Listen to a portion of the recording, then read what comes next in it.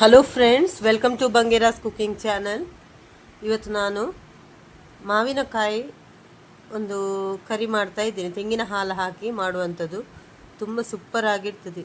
ಈ ಜ್ವರ ಬಂದರೆ ಎಲ್ಲ ಉಂಟಲ್ಲ, ಬಾಯಿಗೆ ಹಿಡಿಯುವುದಿಲ್ಲಲ್ಲ, ಆ ಟೈಮಲ್ಲೆಲ್ಲ ಬಾಯಿಗೆ ಹಿಡಿಯದವರಿಗೆ ಕೂಡ ಹಿಡಿತದೆ. ತುಂಬ ಸೂಪರ್ ಆಗಿರ್ತದೆ. ನಿಮಗೆ ಬೇರೆ ಯಾವುದು ಪದಾರ್ಥ ಬೇಕಂತ ಇಲ್ಲ. ಈ ವೆಜ್ ಟೈಮಲ್ಲಿ ಈ ಮೀನು ತಿನ್ನುವವರಿಗೆ ಈ ವೆಜ್ಜೆಲ್ಲಾದರೆ ಪದಾರ್ಥ ಹಿಡಿಸೋದಿಲ್ಲ. ಆಗ ಉಂಟಲ್ಲ, ಈ ಥರ ಎಲ್ಲ ಮಾಡಿಕೊಟ್ರೆ ಉಂಟಲ್ಲ, ತುಂಬ ಸೂಪರ್ ಆಗಿರ್ತದೆ. ನೋಡಿ, ರಾ ಮ್ಯಾಂಗೋ ಕರಿ ತೆಂಗಿನ ಹಾಲು ಹಾಕಿ ಮಾಡೋದು ತುಂಬ ಸೂಪರ್ ಆಗಿರ್ತದೆ. ನೋಡಿ, ಒಂದು ತೋತಾಪುರಿ ಮಾವಿನಕಾಯನ್ನು ತಗೊಂಡಿದ್ದೇನೆ ನಾನು.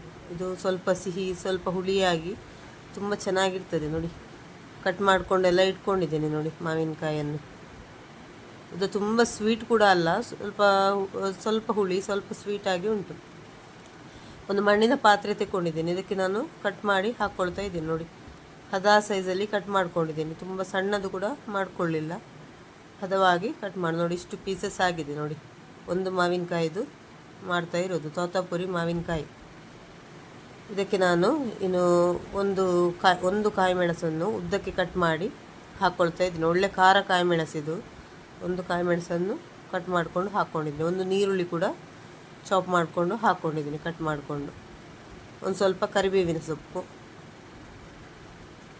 ಮತ್ತು ತೆಂಗಿನ ಹಾಲು, ಒಂದು ಗೆರಟೆ ತೆಂಗಿನ ಹಾಲು ತೆಗೆದು ಇಟ್ಕೊಂಡಿದ್ದೀನಿ. ಅದರ ಎರಡನೇ ಹಾಲನ್ನು ನಾನು ಹಾಕಿ ಬೇಯಿಸ್ತಾ ಇದ್ದೇನೆ.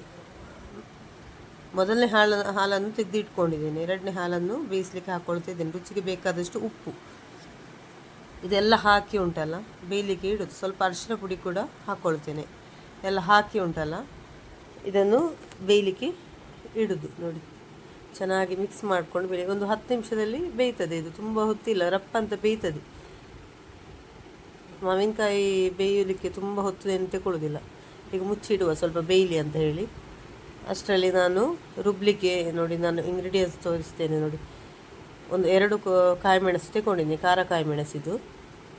ಮತ್ತು ಒಂದು ಸ್ವಲ್ಪ ಕರಿಬೇವಿನ ಸೊಪ್ಪು, ಒಂದು 5 ಎಸಳು ಬೆಳ್ಳುಳ್ಳಿ, ಒಂದು ಅರ್ಧ ಸ್ಪೂನಷ್ಟು ಜೀರಿಗೆ ಮತ್ತು ಒಂದು ನೀರುಳ್ಳಿ. ಇದನ್ನೆಲ್ಲ ನಾನು ಇದು ಪೇಸ್ಟ್ ಮಾಡ್ಕೊಂಡಿದ್ದೀನಿ. ಫೈನಾಗಿ ಪೇಸ್ಟ್ ಮಾಡ್ಕೊಳ್ಳಿಲ್ಲ. ನೋಡಿ, ಈ ಥರ ನೋಡಿ, ಸ್ವಲ್ಪ ತರಿಯಾಗಿ ರುಬ್ಕೊಂಡು ತಗೊಂಡಿದ್ದೇನೆ. ಜೀರಿಗೆ ಫ್ಲೇವರ್ ಎಲ್ಲ ತುಂಬ ಚೆನ್ನಾಗಿರ್ತದೆ. ನೋಡಿ, ಇದು ಕುದಿತಾ ಉಂಟು. ನೋಡಿ, ಈ ಟೈಮಲ್ಲಿ ನಾನು ಬೇಯಲಿಕ್ಕೆ ಕೂಡ ಬೆಂದಿದೆ. ರಪ್ಪ ಅಂತ ಬೇಯ್ತದೆ, ಇದು ಕುದಿಯುವಾಗನೇ ಬೇಯ್ತದೆ. ಇದಕ್ಕೆ ನಾನೀಗ ಇದು ಮಾಡಿದೆಲ್ಲ ಪೇಸ್ಟ್ ಮಾಡಿಟ್ಟಿದ್ದೇನಲ್ಲ, ಬೆಳ್ಳುಳ್ಳಿ ಜೀರಿಗೆ ಎಲ್ಲ, ಆ ಪೇಸ್ಟನ್ನು ನಾನು ಇದಕ್ಕೆ ಹಾಕ್ಕೊಳ್ತೇನೆ. ತುಂಬ ಸೂಪರಾಗಿರ್ತದೆ ಫ್ರೆಂಡ್ಸ್. ಒಮ್ಮೆ ಟ್ರೈ ಮಾಡಿ ಈ ಥರ ನೀವು ಮಾವಿನಕಾಯಿದು ರೆಸಿಪಿ.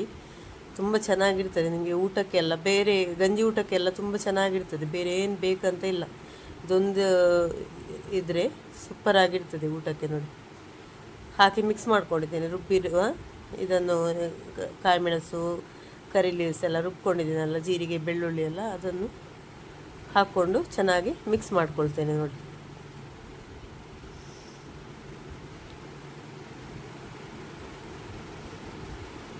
ಇದು ರಪ್ಪ ಅಂತ ಆಗ್ತದೆ. ನಿಮಗೆ ತುಂಬ ಹೊತ್ತು ಕೂಡ ಇಲ್ಲ ಆಗಲಿಕ್ಕೆ, ತುಂಬ ಸೂಪರಾಗಿ ಕೂಡ ಇರ್ತದೆ. ವಿಡಿಯೋ ನೋಡ್ತಿರುವಾಗಲೇ ನನ್ನ ಚಾನಲ್ಗೊಂದು ಲೈಕ್ ಕೊಡಿ ಫ್ರೆಂಡ್ಸ್. ವಿಡಿಯೋ ಇಷ್ಟ ಆದರೆ ಒಂದು ಲೈಕ್ ಕೊಡಿ, ವಿಡಿಯೋಗೆ ಸಪೋರ್ಟ್ ಮಾಡಿ. ನೋಡಿ, ಈಗ ತೆಂಗಿನ ಹಾಲನ್ನು ಹಾಕ್ಕೊಂಡೆ ನಾನು, ದಪ್ಪ ಹಾಲನ್ನು ಹಾಕ್ಕೊಳ್ತಾ ಇದ್ದೇನೆ. ಮೊದಲಿಗೆ ನಾನು ಎರಡನೇ ಹಾಲಲ್ಲಿ ಬೇಯಲಿಕ್ಕೆ ಇಟ್ಟಿದ್ದೆ. ಇದು ಮಾವಿನಕಾಯನ್ನು ಬೇಯಲಿಕ್ಕೆ ಇಟ್ಟಿದ್ದೆ ಎರಡನೇ ಹಾಲಲ್ಲಿ. ಈಗ ಮೊದಲನೇ ಹಾಲನ್ನು, ದಪ್ಪ ಹಾಲನ್ನು ಹಾಕ್ಕೊಂಡೆ ನಾನು. ಒಂದು ಗೆರಟೆ ತೆಂಗಿನಕಾಯಿದು, ಸಣ್ಣದೊಂದು ಗೆರಟೆ ತೆಂಗಿನಕಾಯಿದು ಹಾಲು ತೆಗೆದಿಟ್ಟದ್ದು.